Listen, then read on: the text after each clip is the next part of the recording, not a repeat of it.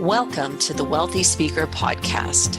This is the podcast dedicated to people who want to speak more as a way to build their income and grow their business.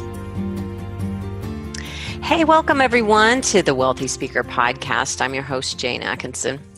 Hey, if you haven't popped by our website yet at speakerlauncher.com, there is a free report on there. Actually, a 3-part video series that pops up when you get there that can help you walk through our Ready, Aim, Fire process.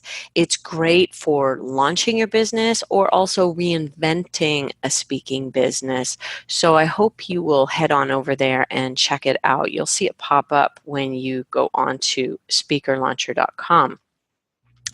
Now, today on the show, we're just doing a deep dive conversation with a road warrior, and we're talking about the things that nobody ever talks about. And I was planning to be on Grant Baldwin's show, and then he was going to be on my podcast, and we decided, why not just do it all at once? And so when we start, you'll hear Grant introducing it. Don't get confused. It's still the Wealthy Speaker Show. But you'll actually hear me asking him a lot of questions about his business. And we've called this show something about the things that nobody talks about, because we just go to some really interesting places. I hope you will enjoy, and I'll see you soon, Wealthy Speakers.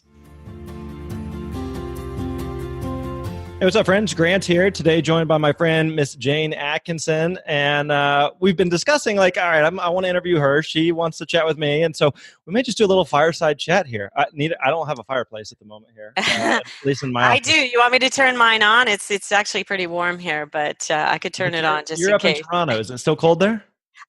We're starting to come around. We're seeing the robins, and we're seeing the light at the end of the tunnel now. Okay. Thank goodness. All right. Very good. Very good. Long winter. So Jane, you've been in the industry for a long time. One thing I'm curious to just know a little bit more. We crossed paths. I went through one of your programs several years ago when I was doing a lot of speaking. It was which one? You had one for I don't remember. Maybe the Nashville chapter or something like that. Nope, it was something else. Okay. It's been probably 5-6 years ago, something like maybe. Might have been one of the first renditions of my online course or something like that. Okay. I knew that we knew each other. I just couldn't remember exactly how, and my Infusionsoft notes don't go back that far. So I wasn't sure. So you've been in the industry for a long time, and you played a lot of different roles. Can you kind of talk us through your journey? How did you first get into the speaking world? Sure. So I fell into it just like all of you. Didn't know what I was going to do, 25 years old. And I heard a Les Brown tape or watched it over and over again, PBS special. And I thought, that's it. I'm going to go work for a motivational speaker. And so wrote Les this great letter, and they sent me back an order form for his products or something like that, which we laughed about later on. But that was it, just planting the seed. Was probably just a matter of weeks later. I was kind of coming to the end of a temp position with 3M Canada, and I ended up getting a gig as a marketing manager for my very first motivational speaker.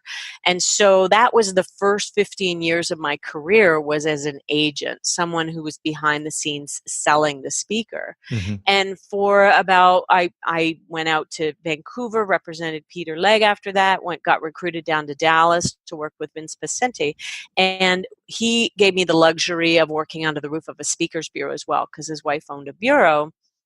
And so that 6 years under the roof of the bureau also gave me a massive bird's eye view into the industry. And so about years kind of 3 and 4 of working with Vince, people started to ask me, how did you make Vince so successful? How did you make Peter Legg so successful? And I thought to myself, maybe I might start charging for that at some point in time. But I did go on and work for the Bureau for 2 years as well. I managed their exclusives division. We had some celebrities and some best-selling authors and people like that. And it it was after 9/11, I decided to come back to Canada, and I hung out the shingle as a coach. And for 15 years, I've been writing books and coaching speakers and running classes on how to get booked more quickly.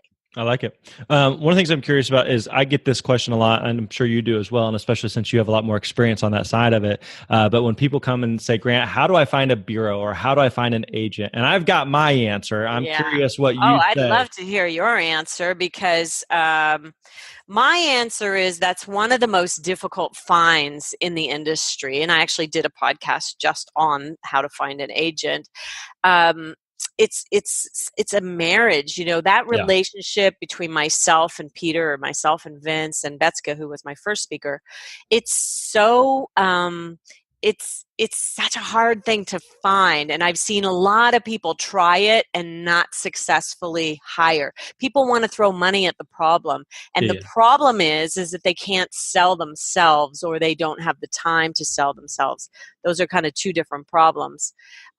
If you don't have the time, what I recommend people do is farm out all of the other stuff and just keep the sales in your backyard. Like, get somebody to do all the research end of things for you and come back to you with the list of who you might want to reach out to, that type of thing. I think when people lose control of the sales process, sometimes that can be a little bit tricky in this business. What do you think?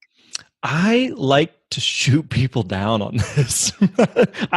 So what I tend to find is that people are asking, generally there's a point in someone's, I think, speaking career where it makes sense to start looking for an agent or looking for a bureau, right? Where you get to a point where the demand exceeds the supply. And by all means, like you should focus on the thing that only you can do and have other people that can help with other parts of that. I find that for a lot of, especially newer speakers, they immediately start going, how do I get in with a bureau or how do I get in with an agent? And so the thing that I oftentimes tell them is that if you can't book yourself, a Mm-hmm. bureau or an agent's not going to be interested in booking you.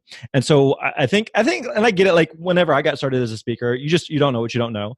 And so I think sometimes outside looking in, you assume that a bureau and agent has a massive amount of gigs and not enough speakers to fill. If only Right. we had more speakers, we could fill it. And it's just like a complete opposite. And That so is not true. not Not at all. true. And so a Yeah. bureau or a speaker who says, even if I can just get on a bureau site. And so helping a speaker to understand getting on a bureau site typically means absolutely nothing.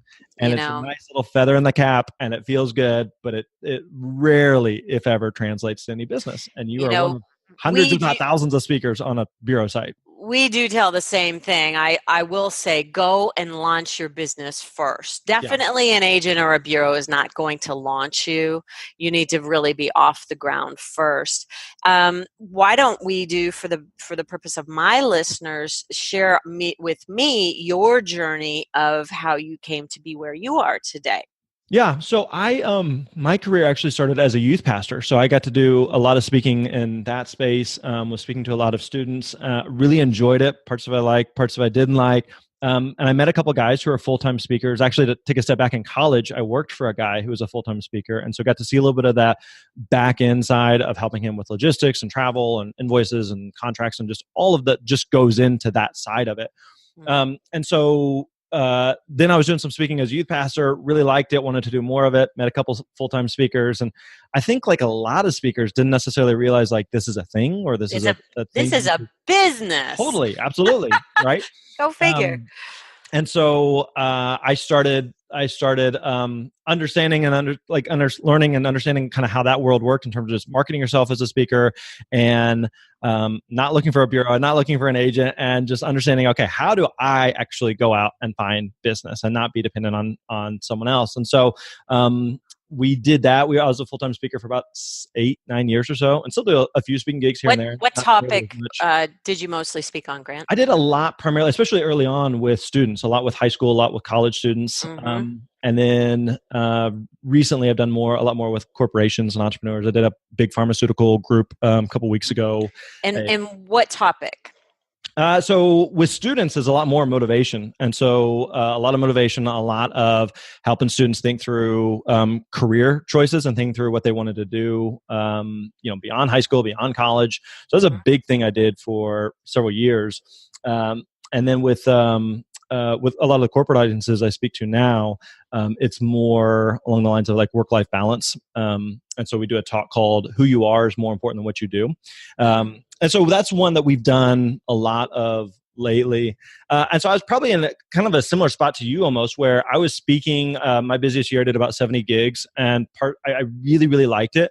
The challenge of speaking is it doesn't scale very well. You're one person in one place at one time speaking to one audience, and the 45 or 60 minutes you're on stage is amazing, but the nature of that is I have to get on a plane and I have to leave my family. And just a couple weeks ago, this pharmaceutical group I spoke to, I was supposed to fly in, speak once, fly home, be gone one night, and collect a good check and kind of end a transaction. Well, there's a blizzard that hit Colorado Springs at that time, so I ended up being stuck for a couple days.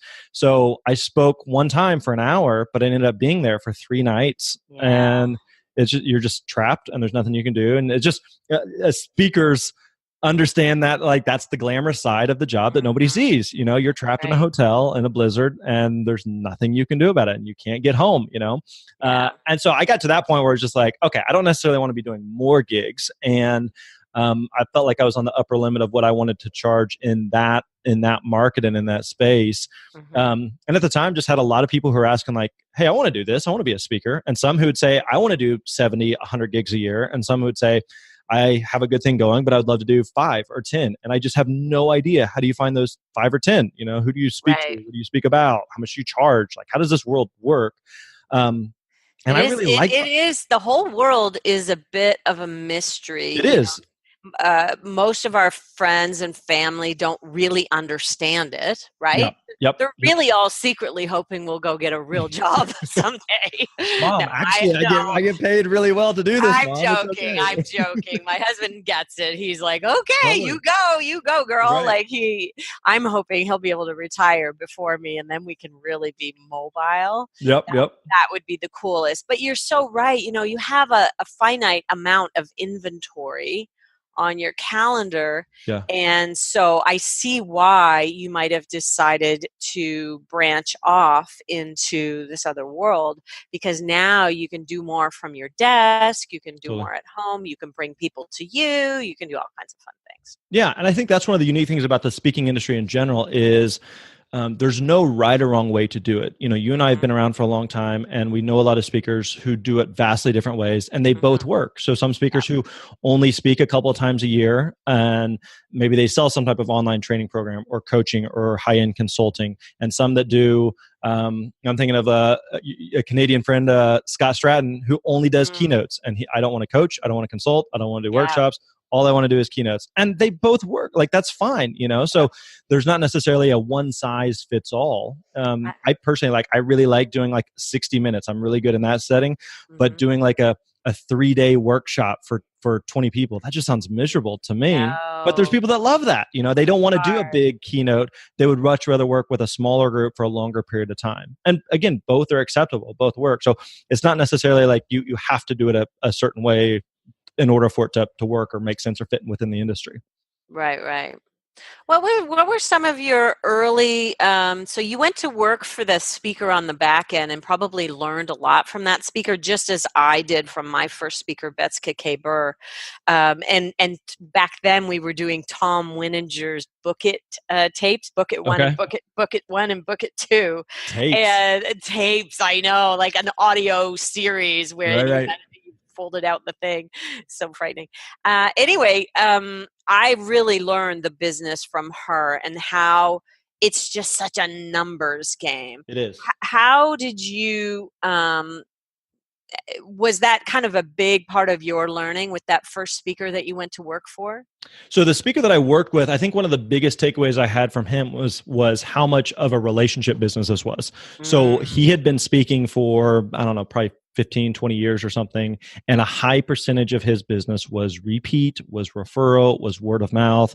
And, as you well know, speaking is very much a momentum business, and it can be a little bit hard to get the wheel going. But once you get the wheel going, then you start getting business that is difficult to replicate or duplicate. Of someone was a friend of someone who saw you in an audience 3 years ago, and you can't reverse engineer that. But the more you're speaking, the more that starts to happen, And so I found that a lot of his business just came from repeat and word of mouth and referral So business. he And was good. What you're he was very good. saying Yeah, yeah. is he was good. And if, for those of you who are listening, if you're not getting 2 to 3 at least from every gig, and there's going to be the odd gig where there isn't any spinoff to come, then you have to look at the presentation. You Right. have to look at whether or not the presentation is doing the job, don't you think? Well, the presentation side, but then also just making sure it's the right audience. So, Mm-hmm. and in terms of who you're speaking to and being aware of that. So, if part of the goal is, okay, I would like to be doing, 50, 60, 70, 100 gigs a year, then making sure that you're strategic on the audiences that you're speaking to. Are there potential decision makers that are in the audience there? Are the people that you're speaking to, do you want to do more audiences like that? And if it's way outside, every speaker takes some random ones here and there just to kind of fill in the calendar. But if the majority of your calendar is filled with people like, I don't really want to speak to them, but they're going to pay well, like it's just hard to build a business on that.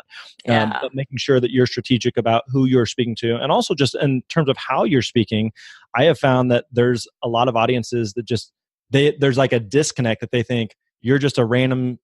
You're not even necessarily a speaker. You're just someone who happened to be like locally who was available to come give a chat, Yeah. and there's a disconnect. Like, no, actually, I do this. Like, this is a full time career. It's like, oh, really?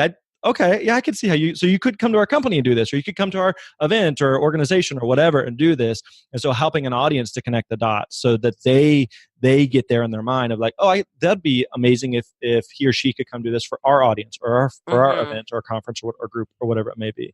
So I think that with him, especially early on, that was a big takeaway from me. Now, when I started my own career, it was very much a numbers game because at that point, like I'm brand new, I think a lot of times like speakers assume, and I'd be curious on your thoughts on this, like I'm I'm a white guy from the Midwest, and so it's not like I've never I'm not a professional skier. I haven't climbed Mount Kilimanjaro blindfolded in shorts. Like there's nothing that I can point to say like I landed a plane in the Hudson. Isn't that cool? I'm Like special. Yeah. yeah. I haven't survived cancer. Like it's a pretty normal average life. So I don't have some crazy story that gets my foot in the door. Mm-hmm. So a lot of it for me in terms of just differentiation was coming down to being really, really, really good on stage and also being really, really good to work with. And my guess is like you found that to be true, that if you're amazing on stage, but you're a pain in the butt to work with. And by pain in the butt, I don't necessarily mean like prima donna or a diva, but just like you're unorganized, you're sloppy, you don't follow up, they email you needing a contract signed and it takes you 2 weeks to get back with them and they got to follow Yeah. up with you. Like event organizers don't want to work with speakers like that, So we You found know, that like the easier we could be to work with, then the more organizers and event planners would want to work with us. you know what? Having run my own events, it's really interesting to see how. So I teach my clients speed. Okay, so if somebody emails you a date and wants to know if you're available, boom, you should be back to them 24 hours and let them know. Yeah. Even if you're on a plane, I'm on a plane, but I'll be right back to you. Yep. That kind of thing when I land. So it's interesting. What I've noticed is those who are slow to get back to me about the date are going to be slow on everything. Right. And so that's what you mean when you say sloppy. They're not really, they don't have their systems down and they're not very professional about it. And there's a lot of ways to just take, technology can help us just take a lot of that right out of the equation and really turn the business into systems. Right. And because it's very difficult to grow. You cannot even do 100 gigs a year if you're unorganized. Yep. But yeah, I would say speed and being a prima donna to work with, also a big no-no. Going over your time on stage, you can blow the audience's doors off, but if you go 10 minutes over and mess up the rest of their day, nobody's going to forget that. That's what the meeting planner will remember, not all of the other glory things. And so really be aware of their time and where you fit as a tiny little cog in the big giant wheel that is their meeting. Hey, let's talk about, because you speak about work-life balance. What do you think the magic number is in terms of maximum for having a solid home life as a speaker? You said 100. I think 100 is ridiculous. I'm Yeah, sorry. my busiest year I did 70, Hmm. and How did that feel? manageable, but it's still a lot. Yeah. The other thing I think that speakers have to realize and remember is that it can be very seasonal and cyclical, meaning that you may have a stretch of several weeks where it's just spring and fall typically are more busy than summer and winter. And Right. so, after Thanksgiving in the US through like the first couple weeks of January, there's just not a lot happening. And Hmm. so you may have like a stretch in the fall where you're gone constantly week after week after week after week. And then you may have a stretch of like 6 weeks where you have nothing. Yeah. And you're home. That's another thing I tried to remind myself of a lot when I was home was that if I was working a traditional 9 to 5 job and I would leave the house, Monday through Friday and go to work and do that thing compared to I'm gone 70, 80, 90 nights a year. But when I'm home and I can work from home and I'm with my family. Which one am I home more on? Which one am I with my family, more, or even some of the different gigs that I'd be going to, the opportunity to take my family with me on some of Mm. those. So if I'm speaking in somewhere warm and sunny and there's a beach, they want to tag along. And if I'm in North Dakota in December, I'm on my own. And so there's absolutely those trade-offs there. And so I don't know that there's necessarily like a right or wrong answer. I agree that the speakers that I know and they do 100 gigs. I'm sure we both know speakers who do 100 plus gigs and they're either divorced or their family life is a mess. And like, that's just not a trade-off I want to make. But at the No. same time, like there's a speaker friend of mine I'm thinking of, married, 4 kids, and does 100 gigs a year and is a great husband and is a great father and is a great human being. And they make it work. So I don't know that it's necessarily like, again, a one size fits all, but there's Yeah. absolutely a trade-off that the more you do and the more you're gone like that, there's comes a point where that starts to take a toll on you. Yeah. Well, Jay Leno, I think he does like like 200 gigs, 200 dates a year.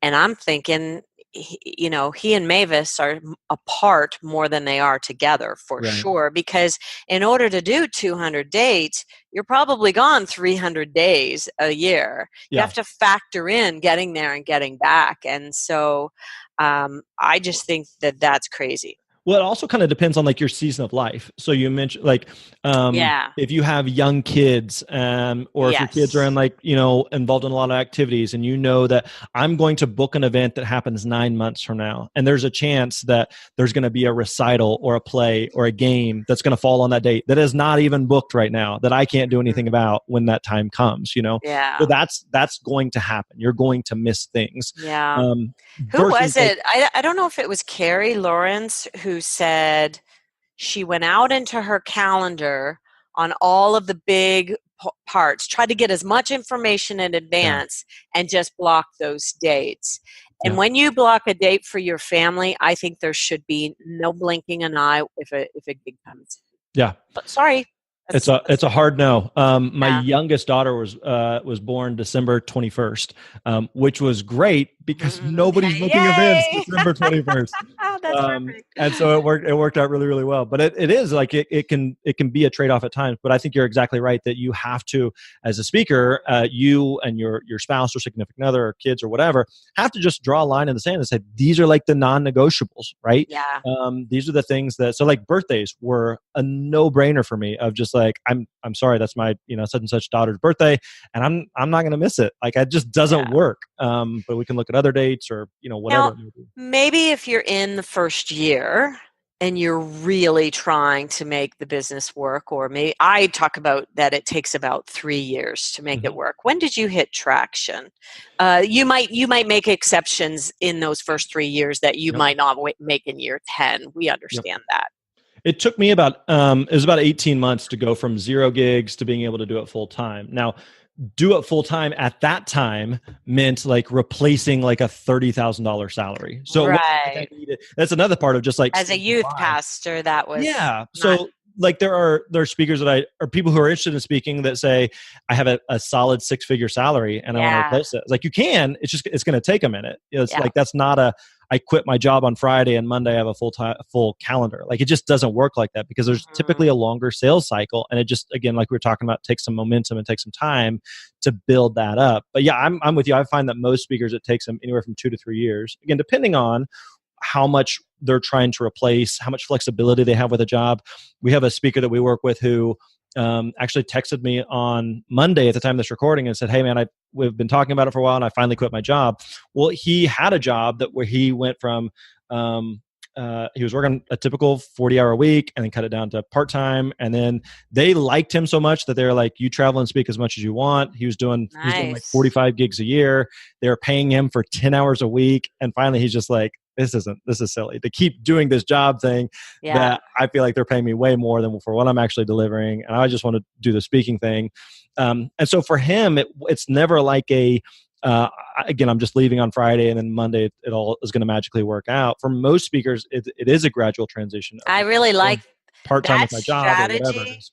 That strategy, that slow build strategy, and keeping kind of some employment, some sort of side hustle on the Yep. go while you're doing it is brilliant. Right. That's a great way to go because when you've got a lot of financial stress involved, Mm-hmm. uh, that you might be coming at each engagement from a place of desperation, and Mm-hmm. that's not the stance. We want the position to be standing tall in your fees, confident, and you know what, if this is a right fit, meaning you have my fee, then I'm excited about moving forward, not I'm going to do anything to make this gig work. What do you think about kind of speakers positions? Yeah, and I was thinking of something I wanted to run by you too, of especially like early on when a speaker's getting started, of when they draw the line of, sure, most speakers, even professional speakers who've been doing it for decades, still are very strategic on doing some free gigs from time to time when it makes sense, when there's other value that they can receive beyond just I got a check or I didn't get a check. But especially when you're making that transition, I know that one of the most difficult things for any speaker to do is to say no to an event, because we just Right. like it. Like speaking's fun. It's really enjoyable. It's a rush. We get to help people. We get to make a difference. We talk about something we're passionate about. Like it checks all of those boxes. But at the same time, we're running a business. And so you can't just say, like, if you're just doing everything out of the goodness of your heart, you're going to be broke. And that's not like you cannot run a business that way. So do you find that I find that a lot of speakers are really, really good on the quote unquote art side. They're good speakers. They love what they do. They're passionate. They're great people, Hmm. and they just suck on the business side. Like they have a hard time saying no. They tend to take on more than they should. They're not good at knowing when to say no to an event or when to take on something free because Yeah. it makes sense in other ways.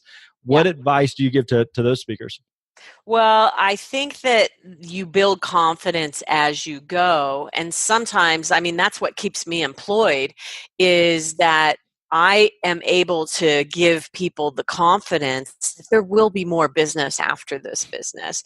Right. And what I actually find is one of the major problems. So we have a group called the Inner Circle Mastermind, and that mid-level speaker is so busy that they don't get time to really stop and work on their business, which means that they are going to be busy, busy, busy for years to come, not at the higher fees.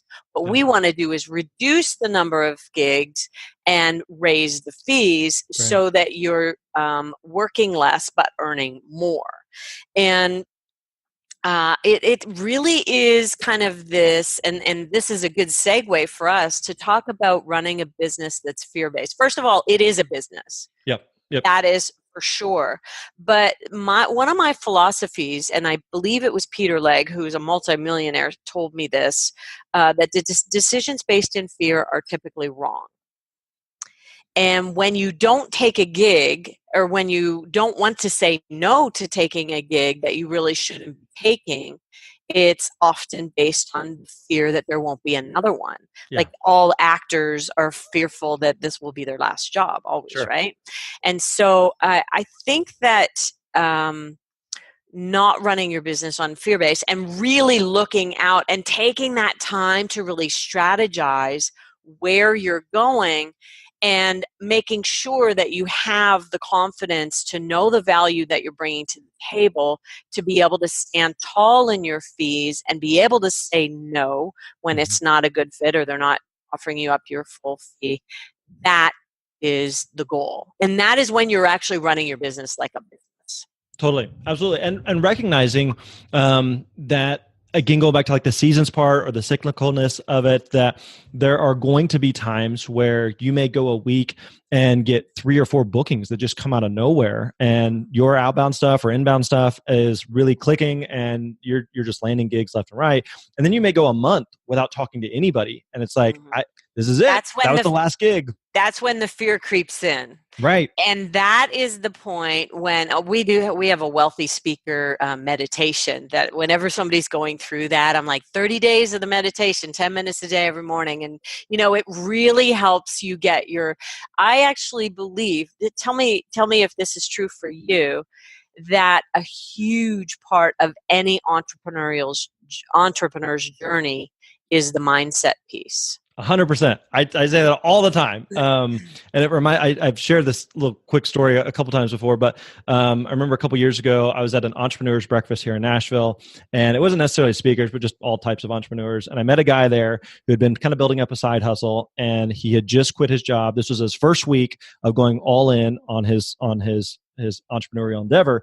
And I remember asking him, like, how do you feel, man? And I remember him saying, like, I'm excited, I'm scared, I'm anxious, I'm nervous, I'm worried, I'm the whole range of emotions. And I mean, at this point, I've been self-employed for I think 13 years. And I remember telling him, I was like, that doesn't go away. Like, there are days where you're like, all right, business is great, this is fun. And days you're like, well, that's it. I got to find a new job or find a real job or something. Yeah, exactly. You just feel like it's all imploding. And there are plenty of speakers, again, that we both know who are the outside looking in. You think they're at the top of their game. They get to charge. They never have a worry, never have a problem. Like, life is good for them. They get standing ovations left and right, but they still have the same doubts and fears and insecurities and worries that, like, what if the audience doesn't like me? What if I don't get any more gigs? What if the market's collapsing? What if I have to drop my fees? What if I have to start taking on these gigs that I don't want to take on? And like, every speaker, every entrepreneur still has those same doubts and fears. And so even though, like, I'm not speaking as much now, I still have those insecurities and fears. They just look different, right? And I'm sure you do as well, of like, am I going to get any more coaching clients? Is this still work? Does this still resonate? And so I don't know that ever fully goes away. It's just a matter of learning to kind of manage it and process it. It really is. And I've been doing a really deep dive into mindset work lately in order to kind of go to the next level in my own business. And the work is fascinating. And I'm really loving it because I feel like it's such an integral part of going on to the next level. I used to believe, because I've never been like a speaker like you, I've always been behind the scenes as an agent, and kind of I'm looking at like this time in my career or my business is stepping into the spotlight a little bit more fully. Mm-hmm. And doing that means scaling as well, like going to this next level financially. I've always thought, I don't know, because I'm not going to speak and earn the big bucks that way. I don't know if I could ever do that, but I'm confident in it now, and I know everything that I need to do in order to get there. And the mental aspect of it is really, really important. It's absolutely essential to getting there. Hey, so we were talking earlier about that whole fear idea. Mm-hmm. Yeah. And when we were at the top of this call before we started recording, you and I said, let's talk about the idea of not fearing your competitors. Yeah. You and I may do some of the same work, and the way that I look at it, and honestly, Grant, I did not get here out of the chute. It took some of the mental work in order to really go, you know what? I'm going to be fearless about this business. And so I'm going to have people on the show who have programs for speakers. Why not, right? Mm-hmm. I'm serving my audience, and that's coming from a place, of servant, the servant leadership you want to be, but also of fearlessness. I think that the pie is huge, and we're just out there doing our thing. And if we can share clients, great. I actually looked at your client list, and there's hardly anybody that even crosses over. The pie is just so big. Yeah. I find that those that are interested in speaking, it's very much like those that want to write a book. Like it's a very high percentage of the world's population. And again, it doesn't necessarily mean that everybody wants to be a professional, world-class speaker, but a lot of people who are like, I have a cool story I'd like to share. And Hmm. to them, it may be, I want to speak at a local Rotary Club, or I want to speak at a Sunday school class at church, or I want to speak at something at my company, and Right.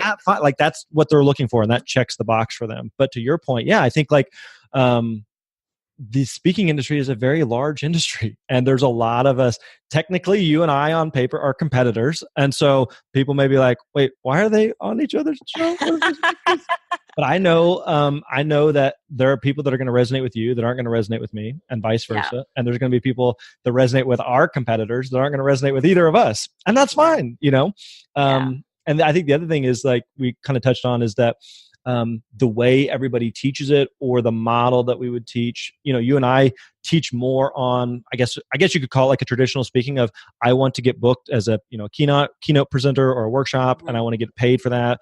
And yet we have friends and colleagues and competitors who teach more on like a speak to sell type of model, and Hmm. both work. That's not really the core of what we do. I don't know that it's the core of what you do, but there's No. certainly some speakers who do it, and that's fine. That totally works. Yeah. Some speak primarily as lead generation for consulting or coaching or some other part of their business on the back end, and that also works. So it's not necessarily, again, a one size fits all. I think the point is that speakers shouldn't fear their competitors. Totally. If you speak on leadership and you meet somebody else who speaks on leadership, you should be saying, "Oh, show me a little bit about your particular take on it, and I'll share with you what my version of leadership is all about, and let's see if we might have any synergy."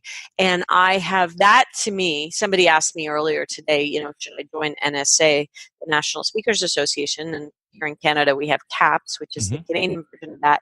And I said, everybody I know, the community that we've built and everybody I know has been through that association. So it's been tremendous for me. Hmm.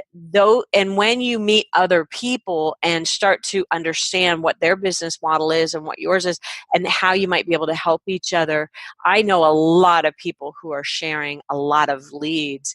And Yeah. so I really think that you need to look at everybody who is in, and sometimes they may get the business because they're a better fit, and sometimes you make the business because you're a better fit, and that's just gonna chalk it up to, okay, next time, move on. Right. Which I remember, like early on in my career, when I'd lose a booking to a competitor, how frustrated I would get initially, Mhm. and then realize that event would not be booking that speaker for next year's event, most likely. Right, And right. knowing that if I get to speak at it this year, they're probably not going to have me back for 3 or 4 or 5 years. And so I want to stay in connection with them. So I know that if I say, you're not going to have me back for a couple of years, let me introduce you to my friend Jane or Mike or Sue or Exactly. John or whoever, and those speakers show up and do a great job, it makes me look good to that client, and they Yeah, want to come back and work with me in the future. They want to know, who else do I recommend. And yeah, so I remember, like, my first full year of speaking, looking back and figuring out, okay, where did the business come from? How do we reverse engineer this? How do we book more of that? And I found that the majority of it came from other speakers. And I've heard different speakers say this before, but like, speakers get speakers business. And I think it was Michael Port who said that, like, speakers get speakers gigs.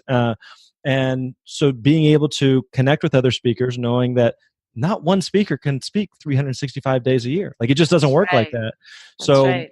being able to refer business to one another makes a huge, huge difference. Yeah, and I think when you are a part of a community that way, you're coming in off the island. Sometimes you're out there trying to do this business and it's a lonely business. Yep. You're doing everything by yourself from the moment you get in the car and go to the airport. Yep. That's all lonely. Then you go and you get your an hour of glory on the stage, and then Yeah. you're alone again. And Mhm. I didn't realize for a speaker how lonely it could really be to have that life of travel and everything.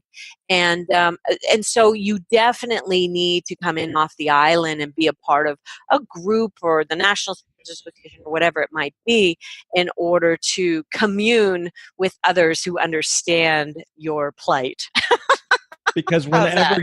whenever you are trapped in an airport or a hotel, you're not going to get a lot of sympathy from other people who are going, That's right. what do you want me to feel bad that you're stuck This having is room service the whole time? Or, Yeah, this is the gig, dude. Check in with your wife who's got the three kids running around, and there's, the dog just threw up on the floor.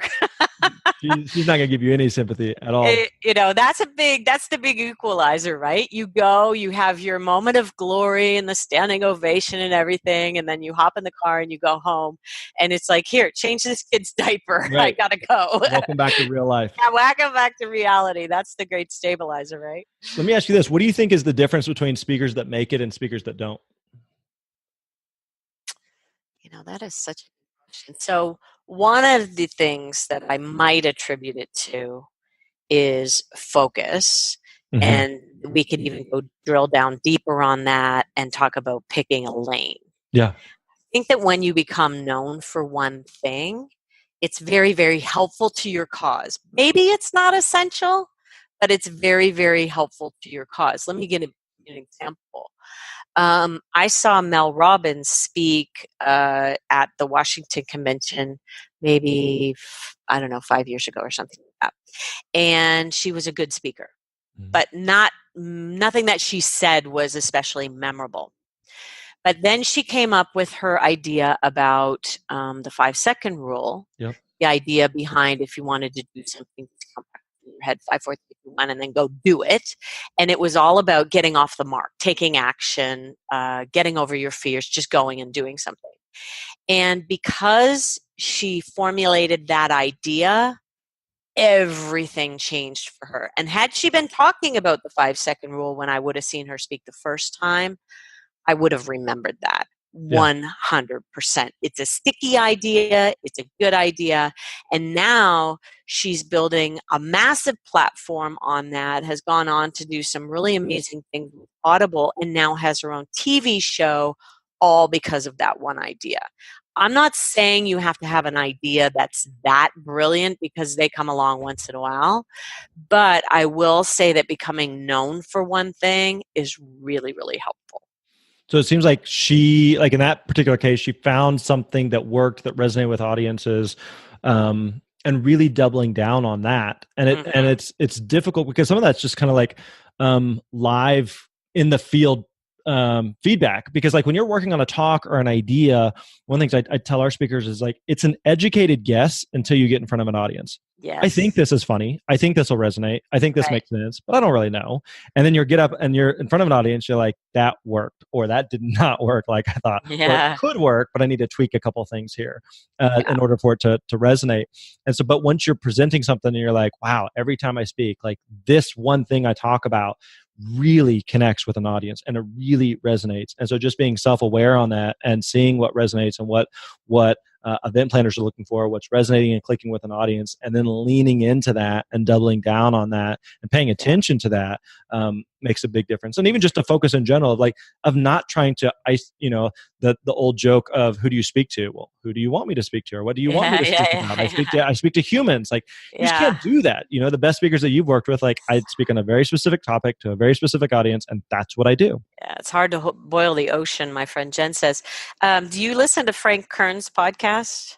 I have a couple times. Yeah. Okay, so he talked about it from a marketing perspective, that if you have something that's working, triple down on that.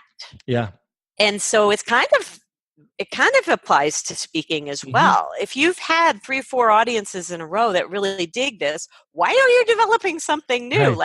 Triple down on that. But the same thing applies if you have tried some sort of marketing campaign, very effective, and triple down on that rather than trying to fix the campaign that didn't work. That's kind of like when you study the brain wants to go and fix it. Yeah. It could be that male brains want to fix it more than female brains do. I don't know exactly if that's the case, but rather than trying to fix it, just look at what is working, focus on that, and keep doing that, rinse and repeat. Yeah, Absolutely. And it's an exercise I walk students through sometimes of just asking them, especially students they've done some speaking. It's not like they're starting completely from ground zero. They're just having a hard time getting traction, but just Mm-hmm. asking them and thinking through for any speaker of the past, couple years, what is the one event that stood out to you that like, I Yeah. loved that event? The client was Yeah. great to work with. The audience was great. The talk resonated. I got paid well. Like it just checked all of the boxes because I Yeah. promise you, like that's not an isolated event. There are more like that. So how do Yeah. we find more like that? And what's the common thread there? Triple down on that idea. So if it was a group of realtors, okay, Yep. well, realtors are your people. So Yep. let's go find the associations that house all these people and then start doing them state by state by state. And yeah, I think that that's this, we're coming from the same place. Why don't we talk about a little bit about what it is that you do? You kind of have a school for speakers. Talk a little bit about that, and I can share what I've got going on. And I think we've covered a lot of good ground here. This has been a lot of fun. I've really enjoyed this. I'm glad. So what we were planning on doing beforehand was I was going to interview you for our podcast. You're going to interview me for your podcast.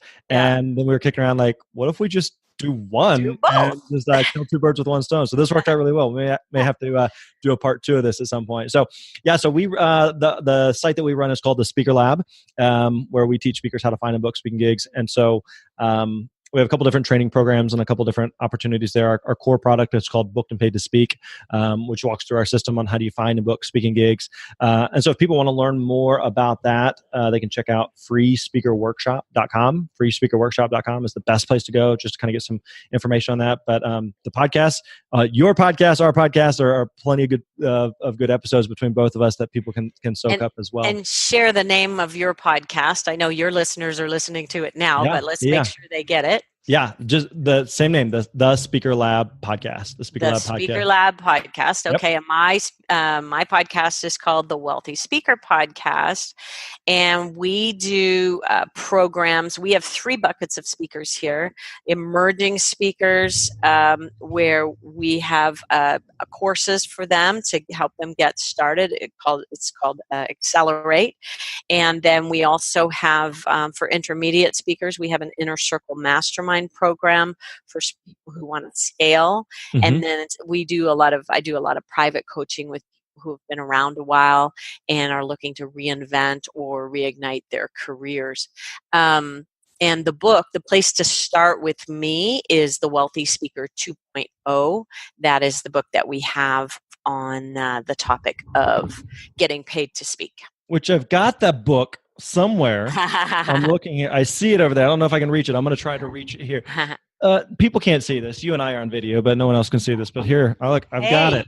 You got the up-to-date version. I thought maybe you'd have the older version. This is the revised and updated edition. I'm getting ready to write book number 5, which is going to be something like So You Want to Get Paid to Speak. So it's like the prequel to the Wealthy Speaker 2.0 for people who are just toying with the idea. Cool. And they don't even know where to start to figure it out. So that's what I've been thinking about. I'm not 100% on that yet.